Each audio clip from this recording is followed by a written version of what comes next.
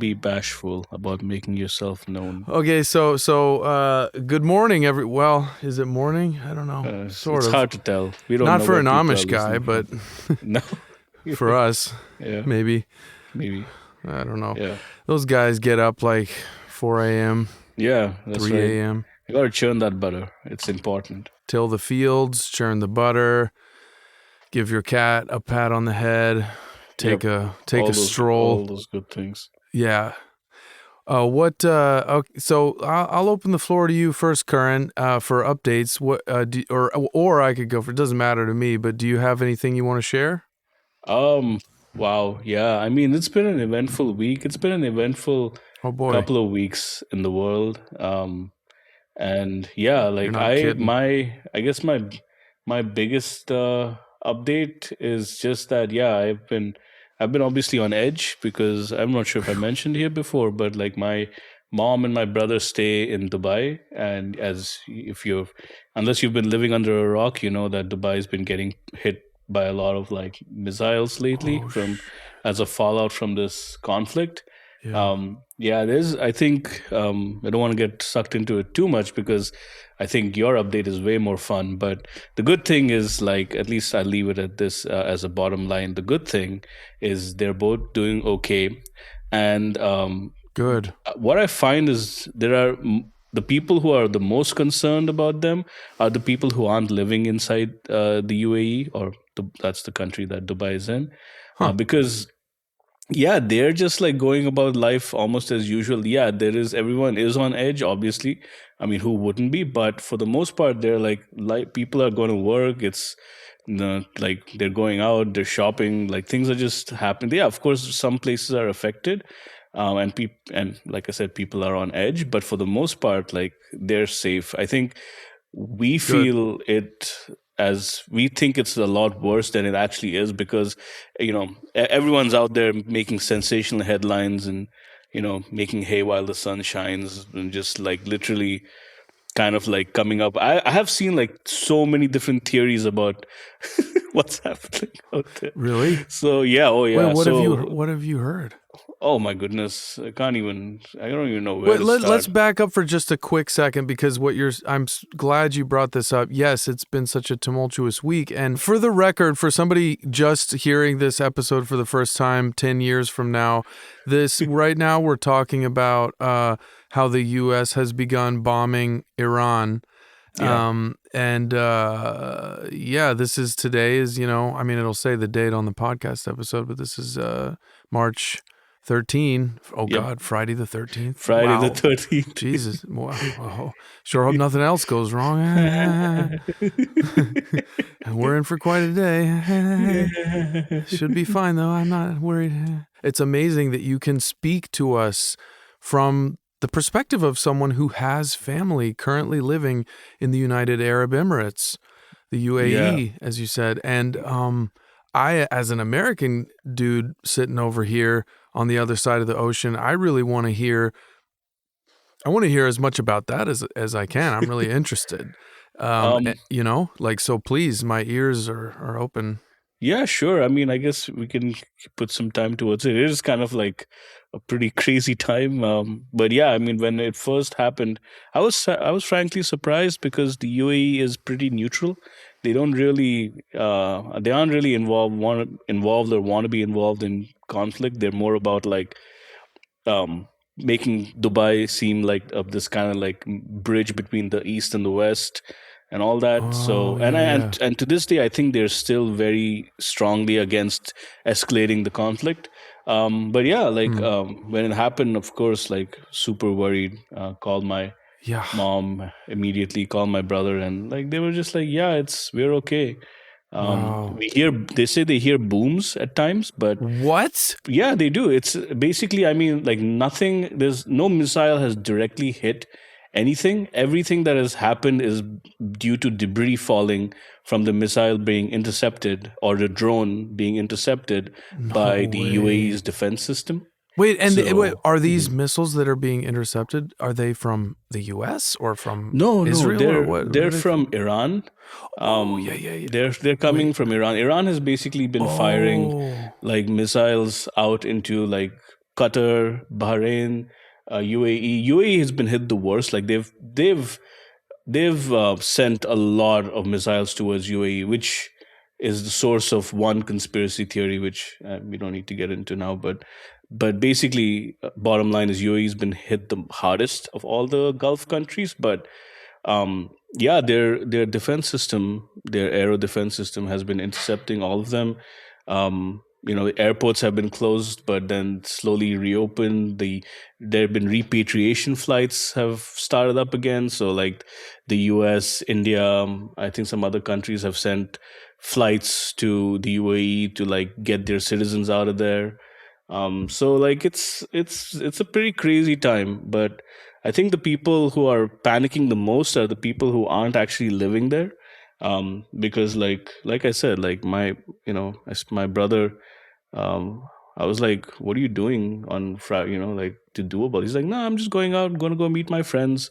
We're going to drive around Dubai." I was like, "What?" I was like, "Is that safe?" He's like, "Yeah, man. It's like totally safe." Like he's like, we hear stuff, but like it's nothing.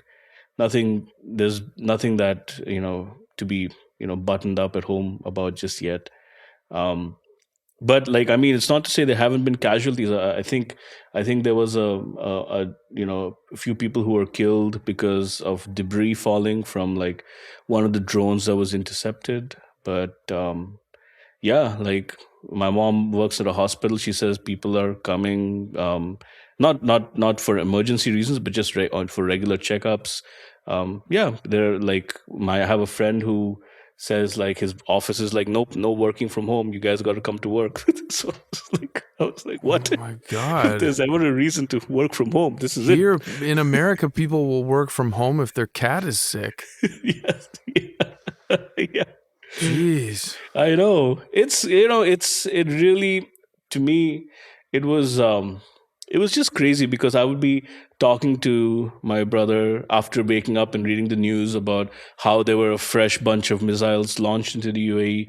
I would call him, he'd be like, "Yeah, we're fine," and then be like, I'd say, "Okay, well, I gotta go because I have to take my daughter to daycare," and it's just like the parallel of worlds just hits you because you're like it's obviously this is hit close to home because like I have family inside the UAE, but like yeah, it's something that I was like, wow, what a crazy time to live in the world. Man, um, and has this all really escalated quickly over the last couple weeks? yeah, I would say so. I mean, well, the US went in pretty hard with We're just, trumping our way over into the tromping and trumping into trumping and trumping. onto their Yes, indeed. turf. Yeah, That's probably should be the name of his autobiography, Tromping and Trumping. Anyway, it's but pretty apt. Yeah. yeah, stupid jokes aside, though, this is pretty intense and crazy. It's a crazy time, and I don't know why the U.S. is doing this. I follow politics closely, but I would like to ask you a couple questions, Karan. First of all, do you know? Because I actually think in general, Karan a lot of times is maybe more informed about things like this, especially with his family over there. But like, I think politics in general, Karan often. Talking about you like you're not right here, but Karan often surprises me with how much he knows and much more than me about some of these things. So, Karan, like, do you know why this conflict kicked up a notch the last couple weeks, and why? It's funny to ask you why the U.S. is doing what it's doing when I'm the one living here. But like I said, I kind of bury my head in the sand about news. Yeah. I find it upsetting and depressing. And I just learned last night from my wife who does follow news that like the U.S., sent some missiles over to try to take out this some sort of a center they had their eye on for Islamic extremists at like sort of like it's like a center for revolutionary activity or training or so. I don't know what it is exactly. So I only know what I'm told, just like most of us. I'm not over there, but apparently the U.S. bombed this military facility over in Iran, and the data they were using to aim the missiles was based on data from like 10 or 15 years ago or something. It was kind of outdated. Oh, no And way. I mean, this is kind of a downer, but I guess we're getting really fast here in this episode here. So like, like apparently the world's intense right now. What can you Yeah, it say? sure is. Yeah, it But really apparently we there was an elementary school there Yep, next to this military facility. And I mean, according to this news article I read, there were like 150, 160 kids and teachers and staff there who were killed by this missile onslaught. And it's really depressing to read that and hear that. And it's like, what the fuck are we doing over there? I don't know what Trump has us doing over there, and I don't know why. I know the billboard for the war is we want to, stop them because they're going to develop these long-range missiles and nukes and weapons of mass destruction. It sounds a lot like the beginning of the Iraq war, the bullshit, the stuff that we were told to justify it. They always have these things they say to get us on board in their back pocket. Yeah, right. The they have it in their turning, right? Yeah, and I'm sure that they plan this years in advance, and they're like, well, we'll just tell them it's, we got to get rid of those weapons of mass destruction. We got to take out the missiles. Otherwise, they'll kill us all. And it's like, that's bullshit, dude. Like every country, okay. First of all, they may be a threat to someone. Yep. I don't think it's to the U.S. I mean, I don't know, but I very highly doubt, especially hearing about like how the missile defenses in Dubai are like slamming down these drones and missiles trying to come in. Yeah. I can guarantee you the U.S. has defenses comparable to that. Yeah. And I highly doubt Iran has developed a nuke or a missile that's advanced enough and powerful enough to travel across the ocean to the U.S. and take us all out. I could be wrong. I don't know what they got down there in those silos, but like, I mean, we already bombed one of their main, I think, nuclear development facilities with this, like a few months back or whenever that was, with this like highly advanced missile, gigantic, highly advanced missile that burrows underground. And we sent that down there and we at least disrupted that. I don't know to what extent, but it's like, that was almost like I wasn't like horribly offended by that, because I was kind of like, well, that's a very targeted attack on the exact people responsible for developing some of this stuff. So maybe that makes some sense. But then but now that we've announced, Trump is like, we're going to war, and then I hear about this elementary school being blown up. And granted, I will just as a quick aside say, who the fuck builds an elementary school next to a radical military facility? Now, I'm not saying maybe the elementary school was there first. Maybe I don't know how that happened, that there's this elementary school with a bunch of 7-year-olds running around every day that's positioned right next to this place of extreme military interest to the world that is watching it like a hawk because they're concerned about it. I'm not going to send my kid to that school personally. But that being said, it makes it a deal breaker. It's a deal breaker for me if I had a kid. That being said, I'm sure had very limited options there. Not a ton of schools, like they're leafing through the yellow pages of schools all around. Maybe it was the only one. And either way, it doesn't matter. The point is, it's horrible and it's depressing, and I can't believe that happened. And that's the really ugly side of war. Yeah. That's not justifiable. You cannot justify a bunch of little kids dying. Yeah. Okay. Exactly. That's the, but they do. Like, I mean, and I'm not like a radical person who's like only one side is to fault. Like I know that both sides are at fault. Frankly, like I don't support either of the anybody in this war. First of all, I don't think anybody in the world even wants this war. I think everyone is just like, man, we just want cost of living to go down. Can we please work on that instead of like trying to like bomb people? But you know the And now if gas you is more expensive. yeah, for sure it's going to get more expensive. Oil prices have gone up a lot. And if you Yeah. think that's bad, in Qatar is like a big natural gas exporter, and like already in India, like there's a shortage of gas because people still use like LPG gas in India to cook. So there's already like shortage signs of a shortage happening over there. So it's just bad Wow. all around. So Yeah. yeah, I mean, it's frankly like, if you bring that up to somebody who supports like the US and what the US is doing, they would say, well, yeah, it's this is what Iran does, and this is what even Palestine does. Like Israelis say the same thing about Palestine. It's like they put their radical military bases or military, like, whatever setups right by hospitals, elementary schools, so that when those things get bombed, the hospital or the school gets bombed, and then that's the headline, right? And it like, so it's like they say it's a strategic thing. So like, but I'm just sitting here being like, man, it's all bad. Like it's all bad. Like it's Yeah. just really terrible. But the thing is, like, I think what Trump thought is it would be quick.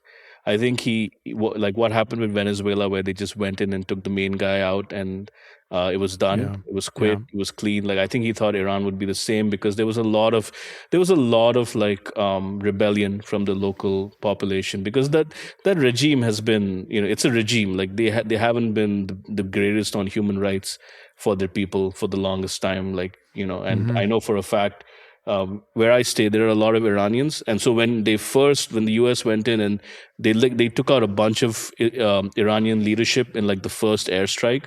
So here in Vancouver, where a lot of Iranians fled to after the Revolutionary War, there were people celebrating out here. They were like in Vancouver, there was like a celebration, because they finally thought this is the end of the regime. But like, come on, they're not really just going to give up power that easily. So you know I- Iran, unlike Venezuela, has a pretty like, has been developing its own military for a while. So it was I don't know if it was a conscious miscalculation or what, but that's how it ended up happening. They immediately started, bombing like the UAE and other Gulf countries, and then they said like, hey, guess what? If any ship goes by the Strait of Hormuz, we're going to bomb them, and that basically, cut off the supply of oil to the world, and oil prices went up. So Iran's plan right now is basically cause as much economic pain to the world as they can, so that all the other countries will put pressure on the US and Israel to back off. But Mm-hmm. I don't know what the end game is for the US and Israel, frankly. I really don't. Like, Yeah, it's, that's a great question. What is you the know, end game I of don't. that?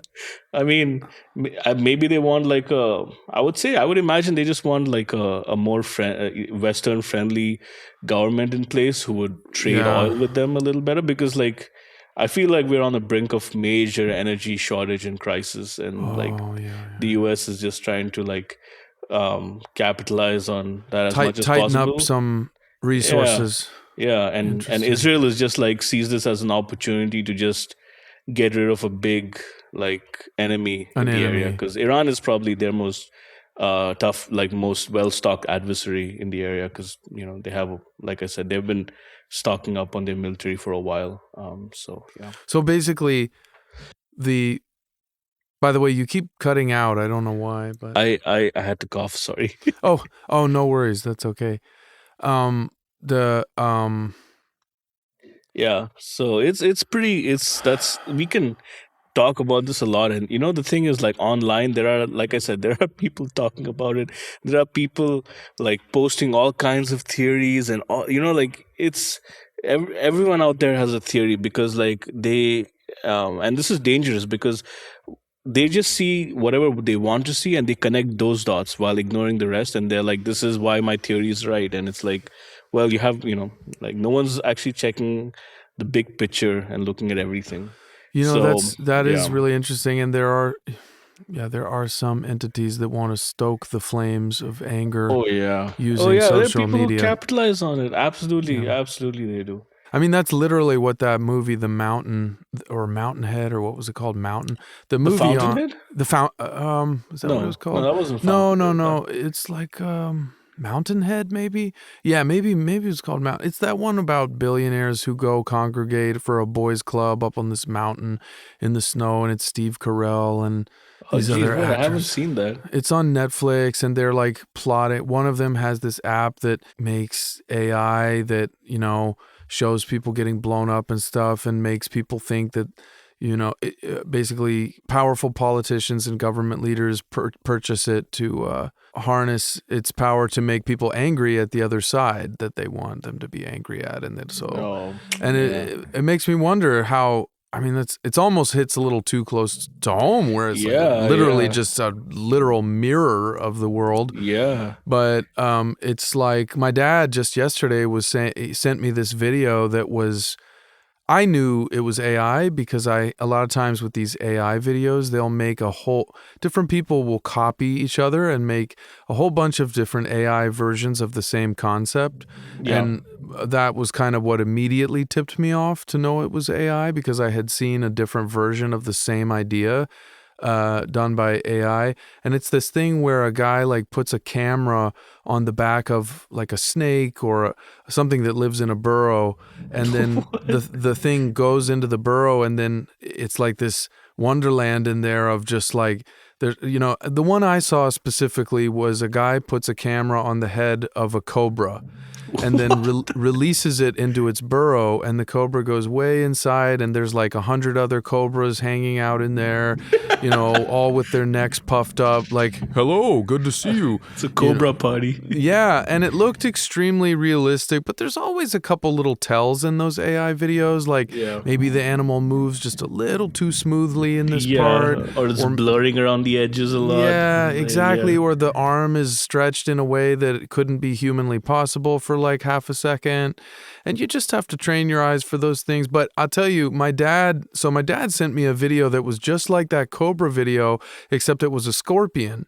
I mean, I love scorpions, so of course he had me in mind for that. But he sent me this video his friend had sent him, and it was someone copying that same concept where a guy put a little tiny camera on the back of a scorpion and let the scorpion go into its burrow, and then you see from the scorpion's perspective as it descends into its deep burrow, there's like 100 other scorpion buddies in there, and there's a whole I mean, it looks extremely realistic. Like it just looks real. But for the most part, I mean, the scorpion was moving a little too smoothly. I could kind of see that. And also because my dad was asking me, do you think this video is fake? Do you think it's AI? But the fact that he had to send it to me and get a second opinion when my dad, I mean, he's a smart guy. Like he's like a surgeon. And so he sent me this well, he's retired, but he's he's not like a dummy. And so he sent me this text to be like, hey, Matt, can you tell if this is AI or not? Right. And the only reason I really immediately knew beyond shadow of a doubt that it was AI and it was fake was because I had seen this other video doing the exact same thing with a different animal. Right. So I was like, okay, obviously it's fake. Yeah. But it looked really real. And my dad made a great point. He said they should be legally required to put a notice on any AI video that's on YouTube or any other platform that tells you it's AI. And I completely agree. I think there should be a law. He's right. There should be a law that tells you it's an AI video, because otherwise you could have videos of a beheading. You could have a video of a guy getting shot at over in Iran, or maybe a video of like a valiant U.S. soldier running to victory, like holding our flag in his hands and it's waving in the sunlight. And then like people like my mom see that and they're like, oh my God, oh Jose, can you see? Look at the village people celebrating that the U.S. has come to save them. It's wonderful. Yeah. And it's like, no, that's AI. It's AI. And so you could really, and that, again, that's what that movie is about. Partially what that movie is about. And it's like, you can deceive people with this shit. It's dangerous. It is very dangerous. I frankly think that's not too far off what your dad suggested. I'm frankly surprised nobody has suggested it just yet, because Me too. it is pretty rampant. Like and it's true for everything. Like when I go online, like I hate my Facebook feed is Yep. probably the worst, because it is just blatant. Like they're not even people aren't even trying to hide the fact that it's AI. It's so bad, and yeah, Yeah. like some of them, as you said, they're clearly fake, but some of them you're just like, is that a fake? Is Oh it? yeah. Because it could be real, and I have done that. Like I have sent stuff to my brother. I'm like, do you think this is real? And he would Yeah. be like, no, no, no, check out the edges here, it blurs, that's definitely AI. But the thing is, like, he could be wrong as Yep. well. The So what's like you said, what's dangerous is when people start using AI to come up to like make Manipulate. videos for plausible situations. Like it could Yep. happen. And I'm Yes. not talking about using AI to like make a dinosaur walk through New York City. Like that's obviously fake. But like I'm talking about what you just mentioned, like, using AI to push forward a political agenda, um, or like, yeah, push forward your whatever agenda you might have. Yeah, and the scariest part is, let's face it, there's a lot of people in the world who are truth seekers, but there's also a lot of people who are comfort seekers. And Yeah. they're looking Yes. for things that simply reinforce what they already believe. Yep. And Yep. honestly, there's a lot of people in my family who are like that. So Yeah. those Yeah. are the people you have to worry the most about. You and I and some other people out there, my wife, people like us, will see a video and the first thought, no matter whether it's a video that is indulging our beliefs or not, or flattering them or not, we want to know if it's real. And we'll investigate a little bit before we, start texting it around to all of our family and posting it on Facebook. Like Right. we'll be like, is this real? We'll watch it. We'll rewind it. We'll watch it 10, 15, 20 times until we can kind of say, oh, okay, yeah, it's not real. I see something here. Not everybody's like that. Not everyone investigates with unbias. Many people Yeah. investigate with bias. They're True. looking for things to Well back said. themselves up. So the danger there is, if you show them one of those AI videos, even if there's a few flaws in it, they're not, They'll believe it. they want to believe it. So they're Yep. going in with that bias. So they will not watch it 20 times just to try to figure out if it's really true. Right. They'll just accept it. That's scary. That's scary. And you're absolutely right, because like what you're seeing these days online is basically echo chambers, like millions of echo chambers that kind of exist independently of each other, and sometimes they overlap. But it's absolutely right. Like you first of all, you can find somebody who agrees with your point of view online these days. Like it's very easy to do it, because like and it's sad as well, but whether you have dark thoughts or extremely happy thoughts or whatever thoughts you might have, chances are there's somebody online who thinks like you and will feed that. So you can absolutely find those people. And But the way it like you, matters. like Sorry, you go ahead. said, sorry, Karan, didn't mean to interrupt you. I was just going to say, but like you pointed out last time, it's relieving to know that a lot of people, mainly slightly younger people, are catching on, and they know they're starting to really get it. So Yes, that's yes. comforting. Yeah. It is, and frankly, like I actually wondered if there's going to be like additional fatigue from social media. I feel like it's already started, I think so. where people are just like slowly like turning, like moving away from all the influencer feed that's out there, because like whenever there's too much of one thing happening, it does cause fatigue. It's inevitable. Like it's one of the laws of nature almost. Yeah. Like when it's too much of something, like there is fatigue, so Well, like, that, and I think yeah. that, and I think also, in addition to more people tuning out from it, I also think I think that these companies who have a capitalistic vested interest to keep their audience will, and this is a good thing, what I'm about to say, by the way, they will start to catch on to this movement away from social media, and they will find ways not just to manipulate us, but to give us tools that allow us to control our feed better. Yeah. And we already have some of these tools. I mean, you can click not interested or don't Yep. show Yep. me posts from this creator anymore. I do that all the time if I'm on like Facebook or something. Yeah, use it. Like I think like you said, most like middle-aged to young people know that and they Yeah, actively use it. But like if you're an older person or if you're anybody who isn't aware of that, absolutely use it because you can choose what they decide to send you online. yep, Now, will they still keep sending you some stuff? Yes, but you can, as long as you keep saying no to that, saying nope, I'm not interested in this like pointless kind of post that's going or to rage bait or yeah, whatever. rage bait. The tracking tools they use is incredible. Like they can tell if you spend a little longer than usual having a post up on your screen, and then as you keep scrolling down, they will keep sending, the algorithm will Yeah, keep sending those posts similar to that on your feeds, because the goal is not to, that's the thing, is their goal is not to like push you towards a certain agenda. Their goal is to keep you engaged that's and right. keep you on the app as long as That's right. possible. They are a business. They're a They are a business. business. They are not a politician. Nope. And they are not, I mean, granted, a couple of them might be in cahoots with certain politicians. Sure. That's possible. But they are not politicians. They are a business. And, you know, the one good side of capitalism is that ultimately it wants people to it Consume. wants to please people. Yeah. Yeah. It's not out to trample you and make your life harder. It's out to make you say, this really helps me and is useful and it works. I want to Yeah. do more of that.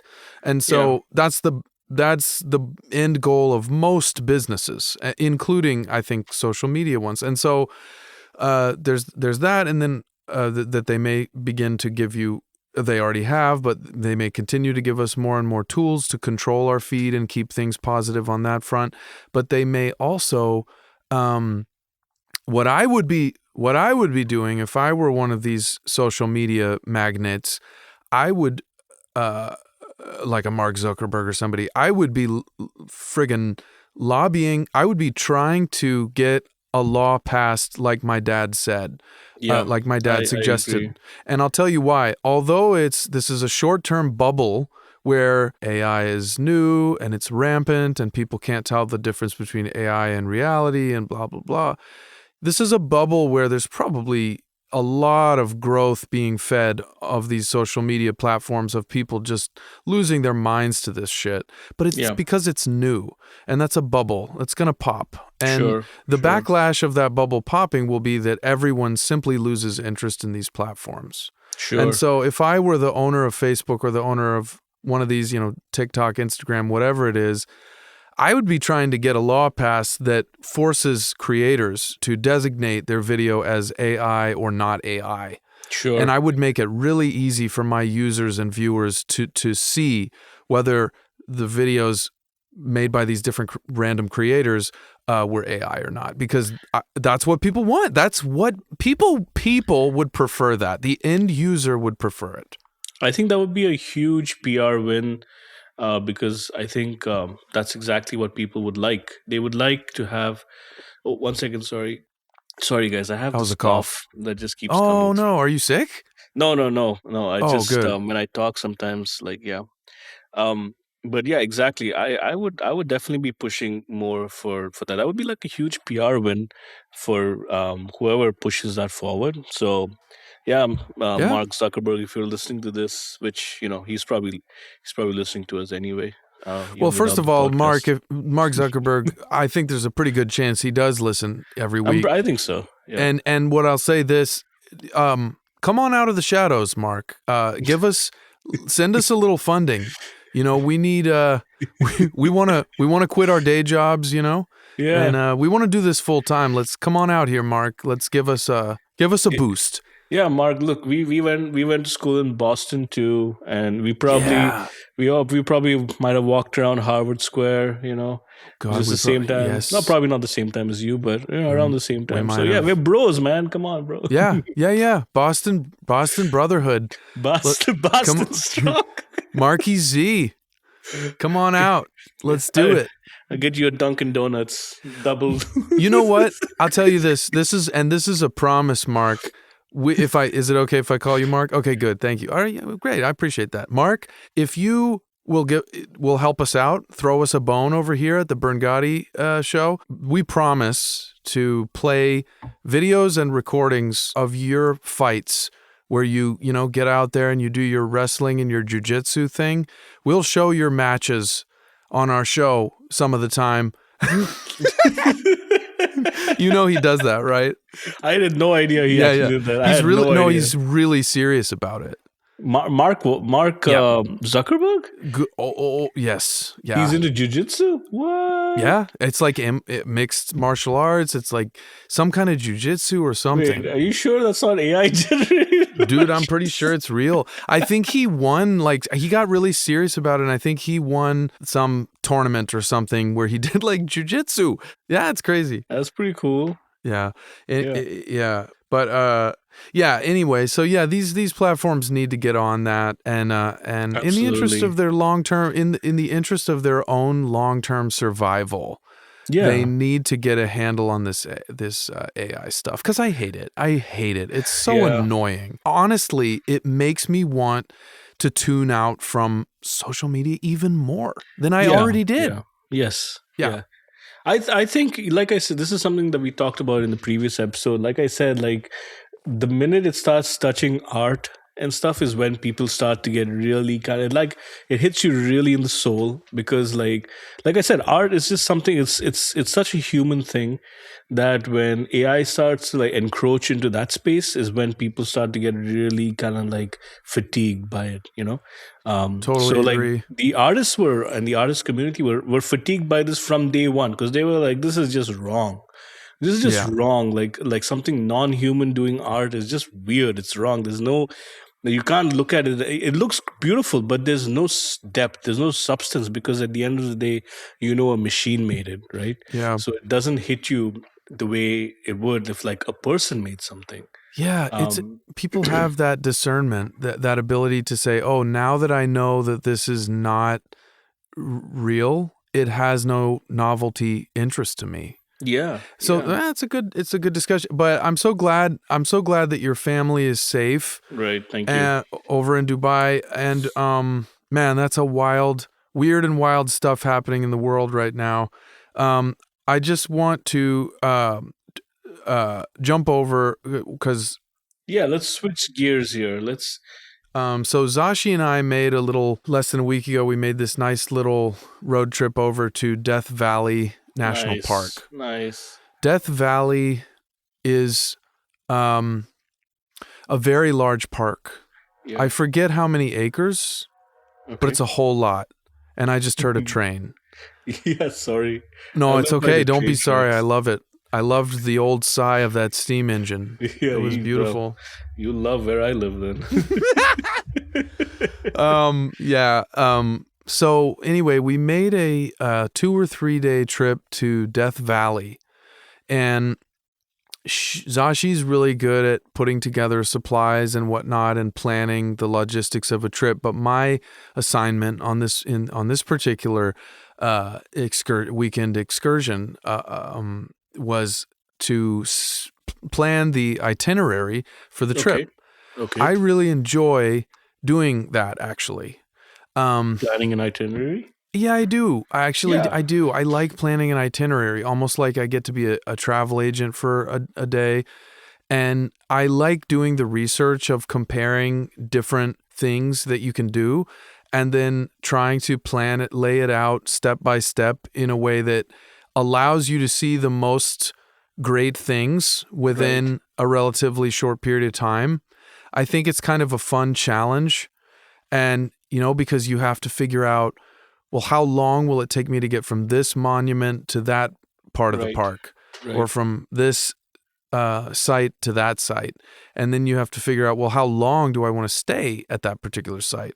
Mm-hmm. And by the way, a complimentary word for AI, ChatGPT was very helpful in this because I could literally type things like, how long should I spend on the Artist's Palette drive in Death Valley, or how long does it take to do the drive or the scenic Okay. drive, things like that. And then it would, scour the web and give me pretty solid answers that honestly worked out really well. It was a fantastic trip. We had a great time. We drove Okay. to Death Valley. Like I said, in planning the itinerary, I wanted us to be in a hotel that was as close to as possible to most of the sites in the park. Right. The majority of the sites you really want to see in Death Valley are, from what I saw, kind of clustered, not super far from one another, down in the sort of southern half of the park. Okay. I know there's some other ones up north, but we didn't really go that far up north in the park. Again, the park is massive. Yep. Death Valley is huge. I never knew how big it was until I researched it and started to learn about it. So it's very important to try to stay in a hotel that's as close as possible to the stuff. Okay. In terms of proximity, the best possible hotel was right in the middle of the park, but it was like $500 a night. Because if you want to stay in a hotel that's really in the middle of the action, you're going to pay for it. Okay. So we didn't stay there, but we wanted to stay in a more economically sensible hotel than that for us. So we stayed in a Holiday Inn that was over in this town called Pahrump. Funny name. Has pioneer vibe to it, kind of. Pahrump. Pahrump. And it's in Nevada, technically, but it's right over the border. And it's right near Death Valley Park. And a lot of people go there. It's, kind of a podunk town, but it's got, I find those sort of, when people call them drive-through towns, I actually love driving through those towns. Yeah. I really enjoy just the solitude and the sort of quiet. Maybe because I don't get a lot of that where I live, close to a major city, but I enjoy that. So I enjoy seeing those kind of, long stretches of empty land and things like this. I say it's a podunk town, but I mean that more so in terms of, the opportunities there, the scope of its economic activity, whatever it is narrower than a place like Los Angeles or something, which goes without saying. But anyway, so we stayed in that town, Pahrump, in this Holiday Inn. Yeah, the hotel was great, free breakfast. Love a free breakfast at a hotel. Man, do I love it. I mean, I don't care what time I got to be down there. I'm going. Nice stay at the hotel. Our little dog, Freddie, enjoyed it as well. He loves experiencing hotels. It's like an adventure for him. When he gets through the door of a hotel, he just goes crazy, running like a little detective through the rooms and exploring this new space. And it's so cute to watch. You just get excited for him. It's kind of like, I mean, in that way, having a dog is a little bit like the joys that come with seeing your kid, or having a kid is kind of like you were talking about seeing your Zoe play with other little kids at that birthday party. It's like, I just love like sort of experiencing the world through Freddie's eyes sometimes, my dog. So it's fun. But yeah, so hotel was good. And Death Valley, I think that the name kind of deters people because it sounds threatening and deadly. And it can be threatening and deadly. But we went. Isn't it like the hottest place in America? Yes. Well, so the middle part of Death Valley is an area called Furnace Creek, and that's where the visitor center is. Well, it's kind of like south of Middle, but it's middle-ish. And the Furnace Creek, aptly named, holds the official world record for heat, which I think is like 134 degrees Fahrenheit.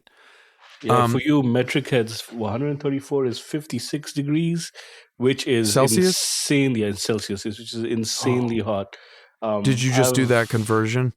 I mean, nice. no, not off the top of my head, but yeah. I looked it up because I can't. I've never gotten used to the imperial scale for temperature. But yeah, Yeah. for perspective, like if you live out in Saudi or UAE, like it goes up to like 50 in the summer, but very rarely does it cross 50. It's insanely hot. Yeah. You don't want to go to Death Valley in the summertime, but if you go in the spring, like we went around March 1st, that's a perfect time to go. Honestly, you don't even really want to go in April or May. You kind of just really want to go in March or February. How hot was it anyway? It was not bad. It was reasonable. It was like 75 degrees, 80. I think the hottest it got was maybe 85 or 82 degrees, something like that, Okay. during the day. I mean, to be honest, it would have been nice if it were even slightly cooler, but it was totally cool enough to enjoy it and have a good time. But yeah, so to answer your question, yes, it holds the official world record for heat but you know, there've been a couple other places in the world that claimed extreme heat levels even beyond that. Okay. But for whatever reason, and I don't know how it all works, they aren't recognized officially. So Okay. I don't know what that means. Maybe that means somebody from that place dialed in and was like, "It's 193 degrees," and they were like, "We don't believe you. Go away." Maybe it's that. I don't know what it is, but anyway, aside from these other claims, yes, if you look it up on the internet or you look for the official record, 134 degrees, I believe is it, in Furnace Creek, Death Valley. Another thing that is interesting, another record that Death Valley holds, is that there's a part of it, a decent-sized part of it, which is called the Badwater Basin. And the Badwater Basin is the lowest point in terms of elevation in North America. And there's like a sign that says like elevation 290 feet below sea level or something like that. It's literally below sea level. Whoa. It's really crazy because, so we were there March 1st, and I think it's different if you go in the dead heat of summer. Okay. But when we were there, the Badwater Basin was largely covered in water. Wow. And I don't know how that water gets there. I could do more reading into it, but I think maybe, I don't know if it, Maybe groundwater or something? maybe, Sounds like I was groundwater. thinking maybe groundwater just because it's so low elevation anyway, that maybe it's like below the water table. I don't know. Mm-hmm. But, and again, when it's 120 degrees, I think the water for the most part dries up. So it was kind of cool that we got to be there when it was cool enough that it hadn't dried up and we could see the water, because it created this really cool, eerie, like scene that was nothing like anything I've ever seen before, where Wow. you're in the middle of the freaking, such a desert, such a desolate, like rugged wasteland of desert, and there's all this water and at first you think it's a mirage, because Okay. you think that's impossible. There can't be this sea of naturally occurring water. You know, it's not like it's man-made. Like it's just out in the middle of nowhere. It's just out in the middle of the desert. There's all this water. Right. And you think, oh, it's a mirage, but then you get up closer to it, it's like, no, this is water. There's water here. And apparently what happened, and this is why it's called the Badwater Basin, is that when some of the pioneers were trying to get through Death Valley, God bless their little souls, they came upon this water in this valley, and they were like, you know, yippee, it's an oasis. Grab your water pails, boys. You know, they thought it was, you know, they're saved. Like there's water. And then what you find, it's salt water. It's like the saltiest water in the world. It's like you cannot drink it at all. I tasted it, very salty. Oh So I can confirm. that's even crazier because Yeah. like, where does salt water come Dude, I from don't over know. there? There's like salt deposits in the ground, I guess. But Oh, I'll tell okay. you, this was part of one of the coolest things about it too. The whole, Okay. all around the water, and in the water, but the whole ground area of the Badwater Basin is covered in salt. Wow. and it's white. And you kind of think maybe it's sand at first, but it's salt. It's white salt, and it's That's nuts. covering the whole landscape. It's That's so so crazy. wild, dude. It It's is really so wild. wild. It is Yeah. really wild. You know, when you look at photos of Death Valley, you can almost think like this place looks like it was underwater at one point. And Yeah. like I That's true, wonder if actually. like there was just like the I don't know, as the oceans retreated or whatever, like I wonder if like a little reservoir of salt water just got trapped somewhere and just deposited a lot of salt, and then the Yeah. groundwater just kept coming back in and absorbing that salt. But That's a that's great, yeah. that's crazy. That's like really cool. This Dude, is it was why so nature cool. is so interesting. Nature is so rejuvenating. I mean, it felt so Yes. great to Yes, it just is. to go on this trip that was all about nature. I mean, Yeah. Zashi and I we love nature. We love to be out in nature. I think I'm so glad we share this in common, but we both find it very rejuvenating. I think Right. you and Megs are the same way, right? Oh yeah, and I'm glad like my daughter is the same way too. She's reaching That's an fantastic. age when she's definitely open to traveling and going out into nature more. But yeah, I mean, I really like that she enjoys being outdoors, and it's I mean, who doesn't? Like I feel like most people naturally do like it.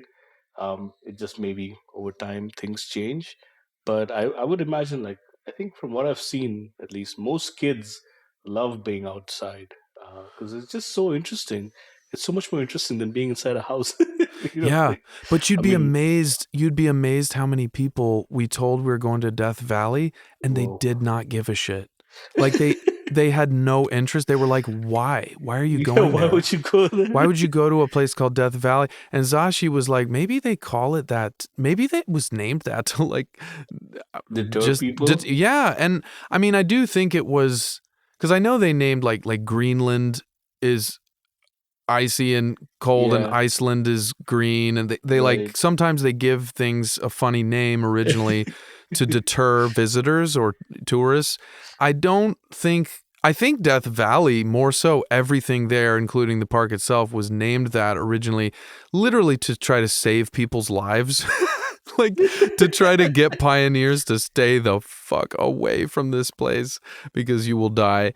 But now that it's 2026, we can just enjoy the beauty of the park safely Right, by right. driving there in our cars, which go 80 miles an hour if we want, Yeah. and then leaving You when we know, need to leave. I think winter and spring is a great time to actually explore the desert. I mean, people in Yeah.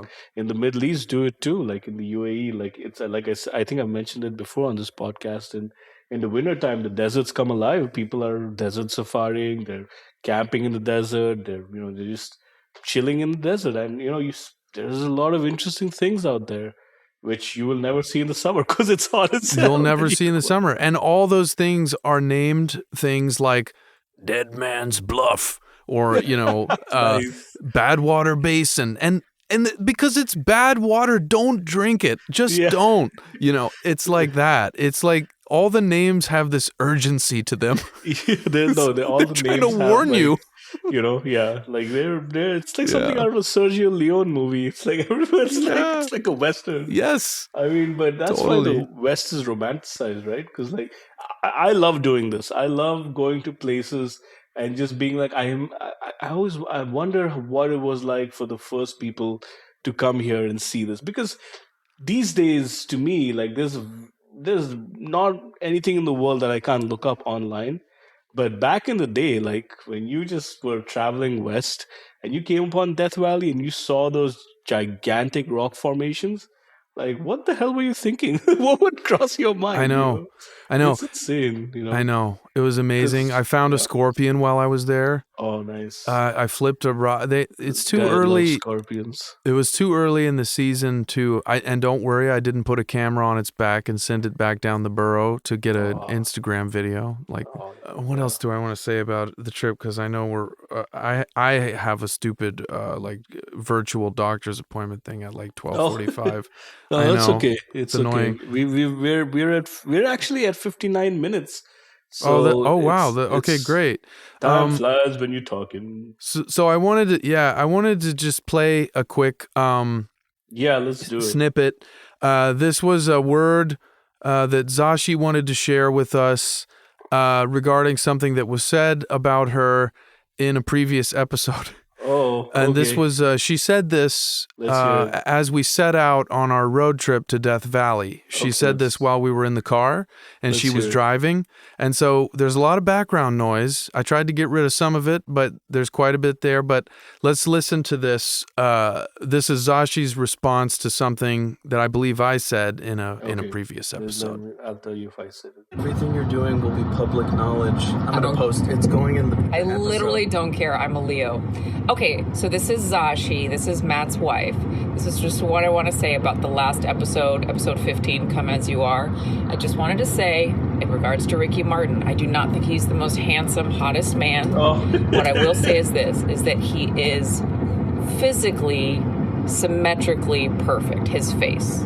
Perfectly symmetrical face. In 2000, I don't think you could have had a more symmetrically handsome man. There are plenty of men, like Matt knows that I have a thing for Mads Mikkelsen. He doesn't have a symmetrically perfect face. You don't have to sound so excited when you say it.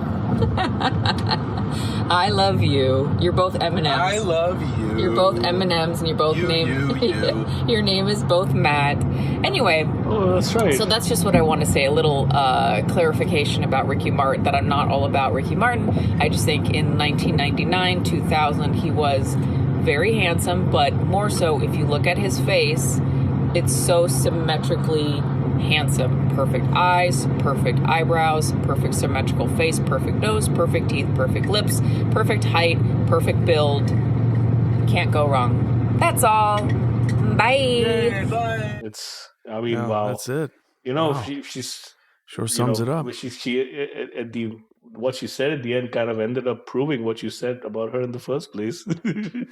Wait, what was it that I said about her in the first place? I don't know. I mean, I think she started off trying to clarify what you said about her, and she ended up, maybe supporting what you said about her. Just kidding. Sort of. I think what she's trying to say is basically like that there can be people who are objectively extremely like perfect looking, but that doesn't necessarily mean that you personally are super attracted to them. It was 2 episodes ago now, but the episode 15, Come As You Are, I said that she thought, I did say that she thought Ricky Martin was super hot. And so that was her, that was her tweak to my statement. Not necessarily that I was completely wrong, but that there was a caveat that needed clarification. So thank you for that, Zashi. We appreciate it. Mm-hmm. Yeah. But anyway, so we went to Death Valley. Most people don't realize how many different beautiful sights there are to see there. There were tons of wildflowers. Apparently it's some sort of, record. It's funny, after you it's a huge bloom going on right now. Yeah. Oh, sorry. No, that's all. Just go to Death Valley. Just make sure you go in the spring or winter, and you'll be you'll be great, and you'll love it. And it was a great trip. I'm gonna go in July. Okay. Well, you might be able to help them set a new heat record and bear witness to that. Yeah. Anything else you want to say or updates from you? Please take the floor. That's pretty. I think those were 2 really interesting updates. I would like to hear more about all the stuff that maybe next time we can keep the nature thing going. I like nature. Talking about nature kind of calms me. So all I want to keep say is thanks again, guys, for tuning in and thanks, guys. Yeah, we'll see you next time. We always wish we had a little more time, but we covered some good stuff. So thanks for tuning in. And I saw wild donkeys while I was in Death Valley. I want to throw that in too. It was fantastic. Wild donkeys. I saw a little small herd. I don't know how many qualifies a herd, but there was a group. If not a herd, it was a group, and of friggin' wild donkeys in Death Valley when we were on our way leaving the park. Out in the scrubland, we saw, like 10 donkeys traveling along, and these are literally wild donkeys that are descended from donkeys the gold miners during the gold rush were using. And apparently back in, at the end of the 1800s, when the gold rush was coming to an end, they kind of just released them and abandoned them. And they survived out there in the desert.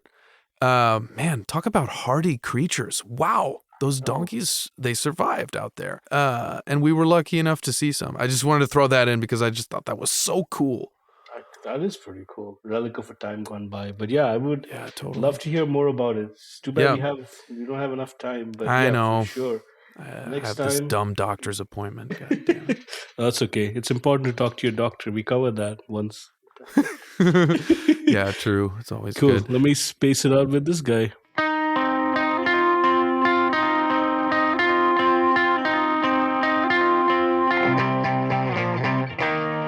Okay.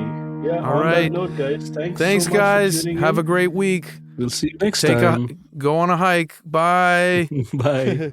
I'm really trying to fucking drive on this trip, and I got Theo Vaughn here. What do you mean? Fucking podcaster with a microphone in my mouth. Signed up for this shit. Okay. Okay, go say your piece.